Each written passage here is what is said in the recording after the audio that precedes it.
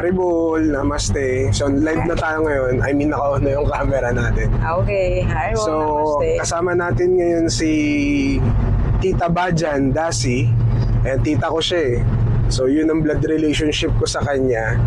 So, na-invite ko siya dito sa ating podcast sa Know Your Haribol God Brother and God Sister. Increase the Peace podcast sa Haribol 360 Kirtan. Haba ng title ko. Okay. Ayun, tita. So, konting introduction naman na kung pangalan mo, anong name mo kilala sa community, sa yoga community natin, ano talaga yung real name mo, bago tayo doon sa mga questions proper. Ang pangalang sa Christian name ko is Beverly.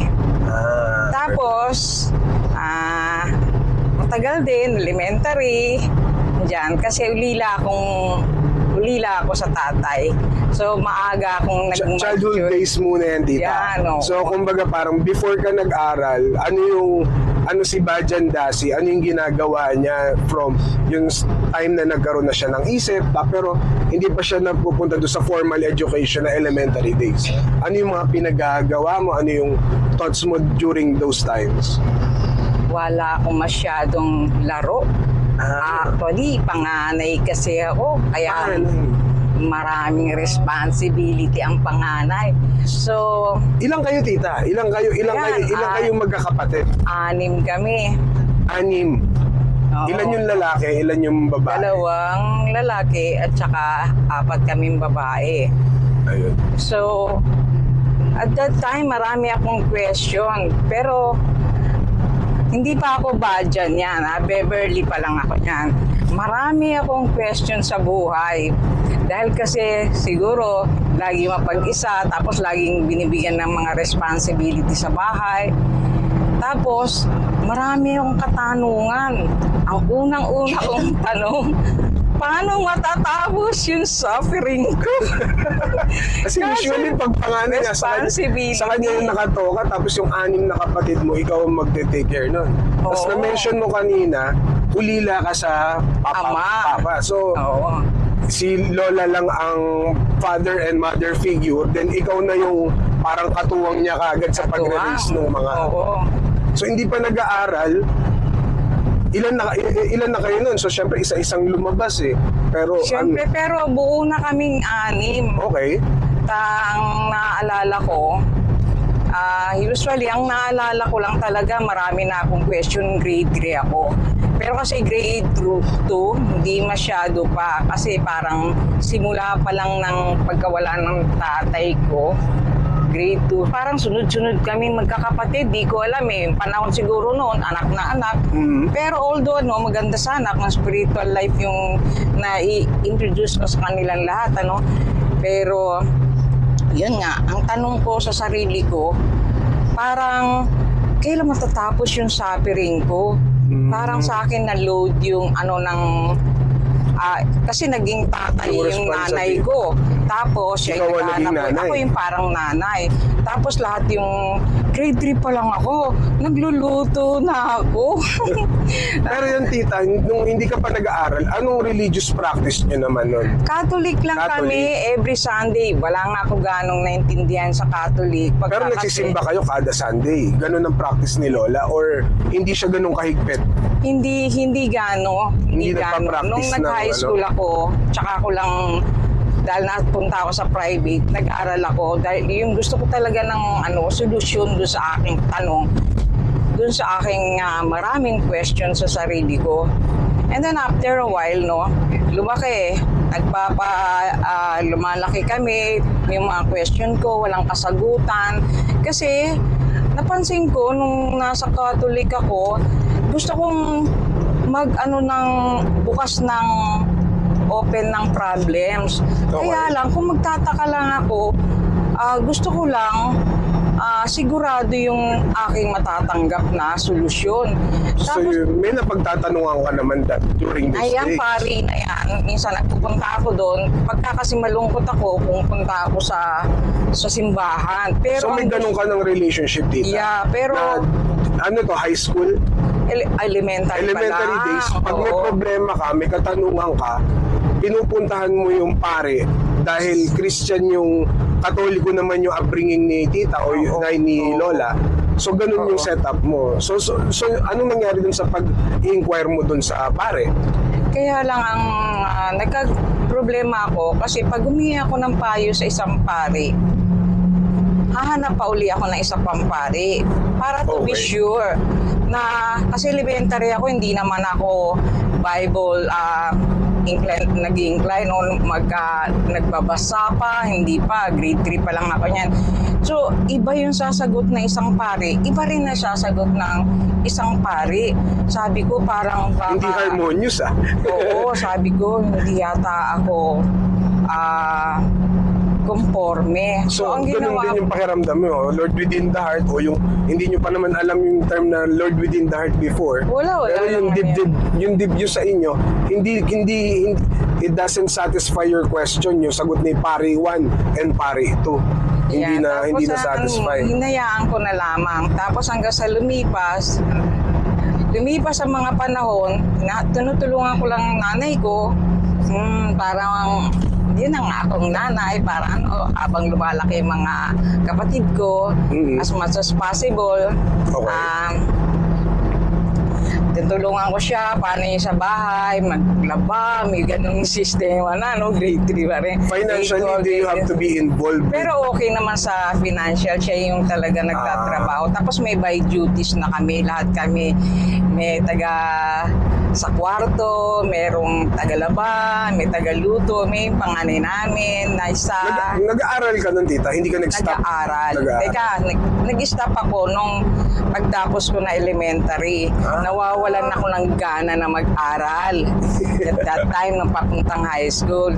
Pero yung mga question ko, until nasa heart ko, Okay. hindi nawawala.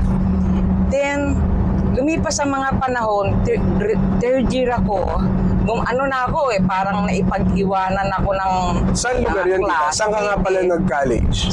Hindi ako nag-college. Ay, yung sa high school pa lang yan, yung third year? Sa Kulumban, sa Olongapo. Olongapo talaga. Sa Olongapo. O, shoutout sa mga lahat ng tiga-Olongapo. Baka may nanonood, tiga-Olongapo. Oo nga, karamihan dyan, marami ang naging brotherhood ko dyan. Tapos, ayan. Tapos, nung nag-third year ako, marami, na-meet ko kasi ang spiritual master ko na in reality, lahat yung tanong ko, nasagot. Third year na yan. Third year ako, Nagkaroon ka na ng contact sa yoga philosophy. Paano senaryo? Paano mo nalaman yung philosophy? Yung kapitbahay namin, yung kapitbahay namin, nag-chant nagpa-practice ng yoga meditation. Sino yung kapitbahay? Tapos, sila Boy, na naging asawa ko na rin. Siya yung si Uncle Boy, yung sinasabi mo nag-introduce sa akin. Nag-introduce sa akin. Una, kasi hindi takot ako sa mga lalaki. Kaya lang, nagtaka ako, bihira makakita ng godly person na lalaki. Tapos sabi ko, okay. Sabi ko, di ngayon, lagi niya ako sinasama sa Pero yan ang pinakamagandang buhay ko kahit mahirap nung kabataan ko, grade 3 ako, grade 4 parang nakahang, di ba? Yung question ko, walang nakakasagot. Dito ako naligayahan ng todo. Nung makita ko at inintroduce sa akin ni Boy Elefani yung yoga meditation. Ano pa lang yung third year high school ka pa lang nun? Third year high school ako Ang aga niyo palang nag-meet ni Uncle. pero hindi ko pa na siya naging asawa. Matagal pa na Tapos nag-practice Pero siya yung nag-introduce sa'yo ng philosophy. Kapitbahay niyo siya. Anong setup nun? May center sa kanila? Wala, tugtugan lang. Tugtugan ng tugtugan. Imagine mo. Banda ba si Uncle nun? Hindi. Tapos si Biswambar, tatlo kami. Lahat yung buong street namin.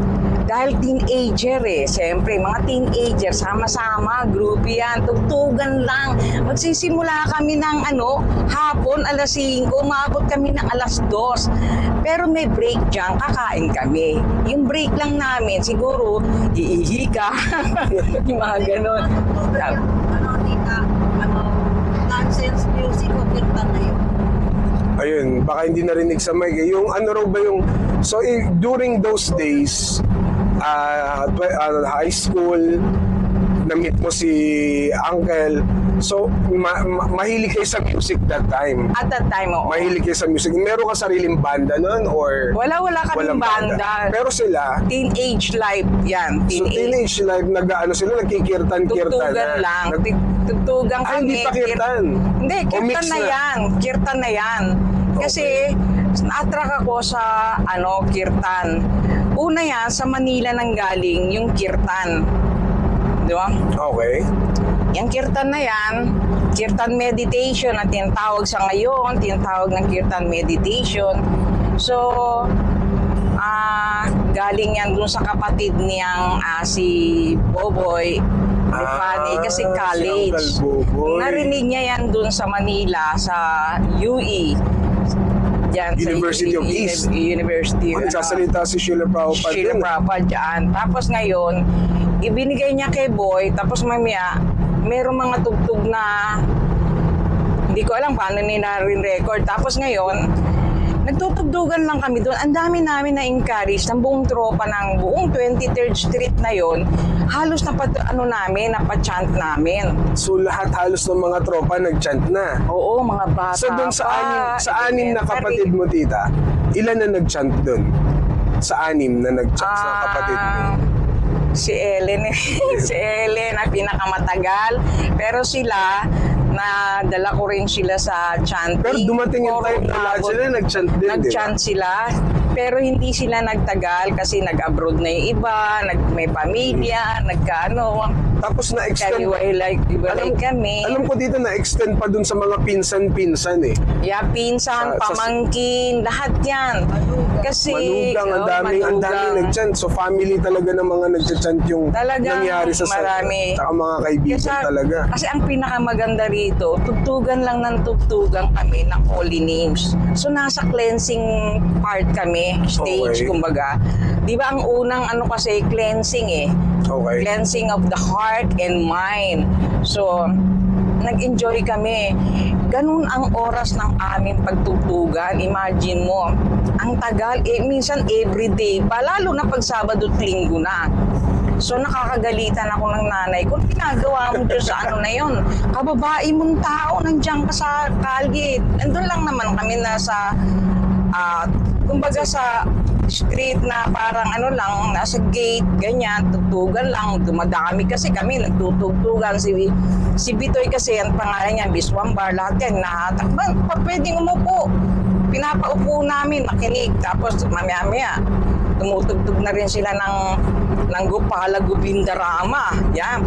Tapos, merong dumating na nag-speaker sa amin. And nag-invite na kayo ng mga speaker para madagdagan yung knowledge namin. Ayun. Wala pang disciple that time. At that time, disciple na yata yung si Shiva Das and then sila Udawa Das. Kasi may cottage yung bahay nila, Boy. Yung may cottage, tapos nag-set up na ng doon. And then iiwanan kami doon 1 buwan. Wala. Wow. Kirtan lang ng kirtan din. 1 beses lang kami pupuntahan doon. Siguro luckily lang na talagang talagang kami seeker. Kumbaga naghahanap kami ng totoong talagang Absolute truth. ano ba yung solusyon dito sa sa mga buhay na nandito sa material world. Ako ba? Sino ba ako? Yan ang una kong tanong. Tapos, hindi ba napapatid yung suffering dito sa mundo? Parang wala akong nakitang magandang at maayos na buhay. Maging mayaman man o mahirap. Tapos ngayon, nung nakilala ko si Sheila Prabhupada sa airport, nakakatuwa. Anong year yan, tita? Invite kami doon. Anong year yan, tita? Handa mo ba? 1974 something. Nang punta ni Sheila Prabhupada sa Pilipinas. 1974? darating daw si Sheila Prabhupada, ganyan. Tapos punta kami, sabi punta tayo. Kadalasan pa nga, ang ginagawa ko, nag-aaral pa ako ng 3rd year. May dala-dala na akong civilian na damit para pagka pupunta ka Manila, magpa-check lang ako na attendance lang sa teacher ko, and then after a while, lalabas na ako, susuot na ako na civilian, punta na ako ng Manila, cutting klase. Tapos, nung nakilala ko siya, tinuro na kagad ni Sheila Prabhupada yung at that time, alam na namin magbow kasi sila Udawadas, paano magbow, paano pay respect sa spiritual master, sinasabi na niya. Kaya nung dumating si Sheila Prabhupada, alam na namin ang gagawin namin. Nagbow kami, ganyan. And then nagturo siya kung saan siya pumunta ng Baguio para magturo ng Nectar of Instruction. Tapos lahat ng mga dapat ituro about the human being, katulad natin na sa kung sino tayo. No, ako pala ay hindi yung katawan, ako ay spirit, soul, and then ang mga example niya, kumbaga, makatotohanan pagka nag-pass away yung isang tao, attach ka dun sa body ng tao, tapos andyan naman, naakala mo yun yung katawan, and then nang umalis yung tao, yung spirit soul sa katawan, andyan naman bakit hindi mo ihag? Yung sabi you give yung action na parang loving relationship pa rin. Tapos, so yung mga sample ni Sheila Prabhupada, makatotohanan. So, pag nalaman mo kung sino ka talaga, hindi ikaw yung katawan, ikaw ay spirit soul. Ang connection mo ay doon din sa supreme spirit soul. Doon ko naintindihan na ang connection mo pala ay nandun ang bahay mo sa spiritual world, sa kanya. Yung doon ka sasaya kung nakakonect ka sa supreme spirit soul. Doon unti-unti. Tapos, chant lang ng chant ng chant. Tapos, pinupuntahan kami nila Shiva Das, and then nagbibigay pa ng Bhagavad Gita. Mabigat nga yung kanilang binibigay kagad yung Bhagavad Gita. Hindi katulad ngayon, step by step. May meditation muna, may 4 classes, ganyan, may sa meditation. Noon hindi. Diretso na you're not the body, pero okay din naman, di ba? Dahil na-realize ko na hindi ako yung katawan. I have to develop my relationship to the Supreme Father. So, ako doon, naka-intact na ako doon. Kasi nga gusto kong, kung ako ay foreigner lang pala ako dito sa material world, saan yung pinaka-place ko, hanapin mo na talaga yun, di ba? Yes. So, pagkatapos ngayon, hindi ako yung mahilig sa tropa na pagka pa-bowling, punta ng bowling, lang, di ba? Hangarang sa pinakamalala sa amin yung night clubbing Hindi ka na-engage sa ganung Hindi ako doon. Hindi ako na-attract doon. Hindi ako na-attract doon. Na-attract ako talaga sa mga turo ni Sheila Prabhupada. Tapos, mas naging attracted ka sa philosophy o sa kirtan? Kasi una sa kirtan. Meron kasing mga student na nag-start sila, prasyadam lang, prasyadam. Iba naman sa kirtan. Yeah. Meron naman na parang wala silang pakialam doon sa lecture, kung doon ako sa kirtan. Ikaw, tita, ano yung, if you will weigh it? Kasi yun nga ang sabi ko sa'yo, punong-puno kami ng kirtan. Okay. Kumbaga sa first step pala ng spiritual life, cleansing ng mind and heart. So, every day, may chanting. So, mula hapon na alas 5, minsan umaabot na kami ng 1:00 ng gabi, ang break lang namin ay kumain o umihi. So, halos, ang daming chanting talaga. Ang dami namin chanting. Tapos, bata pa kami, bata yung body namin. So, enjoy na enjoy kami. So, ultimo yung mga kapitbahay namin, ini-enjoy yung music namin. Masaya, tapos, walang tapos sabi, vegetarian to, walang kabisyo-bisyo. Ang tuwan-tuwa yung nanay ni Boy. Yung mga nanay. Ngayon sabi, dito nga kayo ropa sa mga nagkakantahan na to lagi. Eh, parang during those time, hippie days po ba yan? tita? Hippie days yan. So parang ang may complete opposite na mundo na ginagawa nyo, na nasa drug scene, nasa wild yung senaryo, tapos nasa music, pero nonsense naman ang banatan. So, kayo yung complete opposite that time. Yeah, Kaya doon to ay mga mas naging parents. favorable yung parents na, sige, ano pa kayo, mag-join kayo dyan, mag-engage pa. Tsaka mabait yung magulang ni Boy kasi pagdating ng konting pagkain, madalas nagbibigay yun. Wow. Nagbibigay. Generous yung nanay ni Boy. Papakainin yung buong tropa, ganyan. Sige lang, busog na. Tapos tugtugan na naman. Di kami na doon. Kasi wala kami ganong alam sa puzzle philosophy. Mula lang na namin si Srila Prabhupada. Tapos may TV series din si Srila Prabhupada noon, naabutan ko din yun. Walang commercial yun, dire-diretso yung teaching ni Srila Prabhupada. Isang oras yun, tita? O yung Walang commercial yun. Tapos, napatid yun. Pero at that time, talagang nagpupunta na kami sa Manila. Nung dumating si Srila Prabhupada, may center na sa Manila? O meron na sila sa Makati. Talagang tumutuloy-tuloy na kami doon, paminsan-minsan. Kasi nga, malayo yung lugar namin. Tapos, dahil maganda naman yung lugar sa center, sa bahay, ganyan, meron na. So nakapag-establish kayo ng center sa 23rd? Wala lang, tugtugan lang. Hindi talagang center na may life force, mayroon kang bibigay na philosophy. Tugtugan lang talaga. Tugtugan kasi may garden. Pero yun ang home base ng kumbaga, kung yung Haribol sa Olongapo, ito ang home base, yung lugar nyo sa 23rd.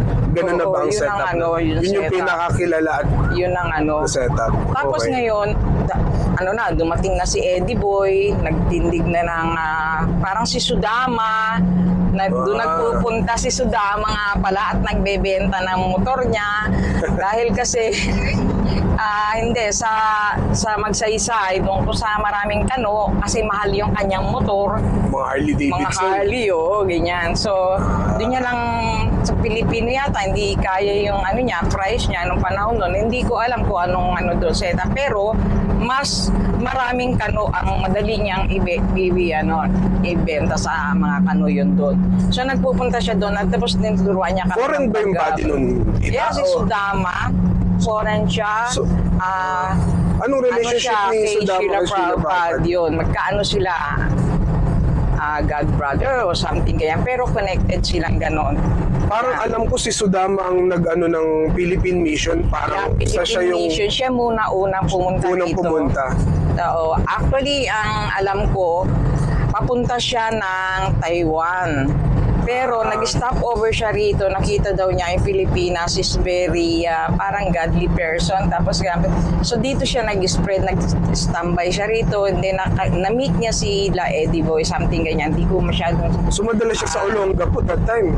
Kasi business tsaka spiritual life nandun eh. Ganito lang, basta yung kailangan niya ng livelihood pang kailangan ng pera. Kasi ang pinaka-main niya sa Manila eh. Tapos, hapyaw-hapyaw pinupuntahan niya kami. May dumadami kami, yun napapadalas na at that time. Napapadalas na yung punta niya. Tapos, sila Shivadas at saka sila Udabadas, tuloy-tuloy na yun. Matagal na matyaga nga sila Udabadas eh. Imagine mo, layo-layo pa. Para lang magkikirtan kami, bibigay siya ng konting lesson. Ang saya-saya.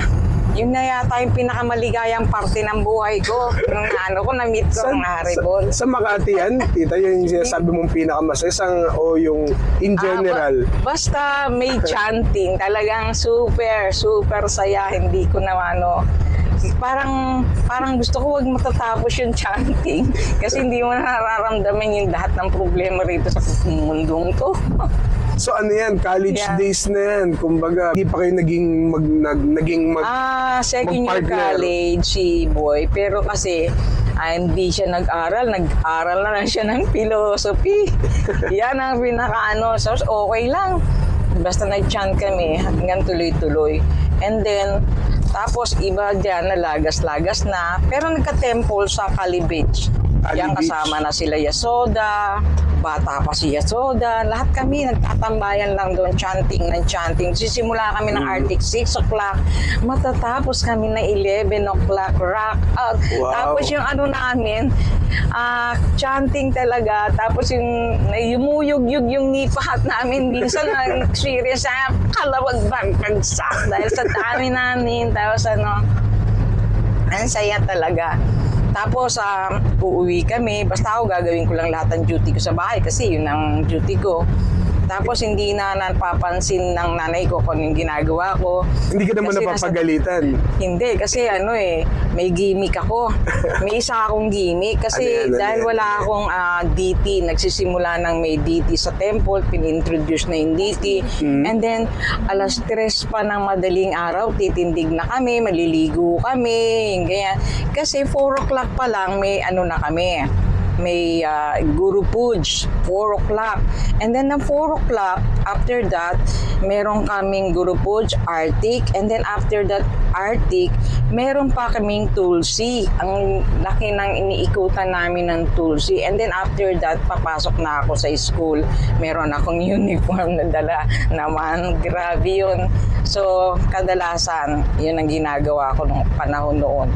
So, parang Wala ka na sa bahay. kung ma-assess ko yung kwento mo, tita, parang from second year high school na meet mo si Uncle Boy na introduce yung chanting sa'yo, dire-diretso sumama ka na. Kung ano yung Dire-diretso. wala nang deviation, hindi ka na, kumbaga lahat ng answer sa question mo outside the yoga community na hindi masagot, nung na-meet mo yung kirtan, na-meet mo yung philosophy, dire-diretso, na-meet mo si Srila Prabhupada, talagang Yeah. all in ka na agad. Nag-all in ka na. na ako doon.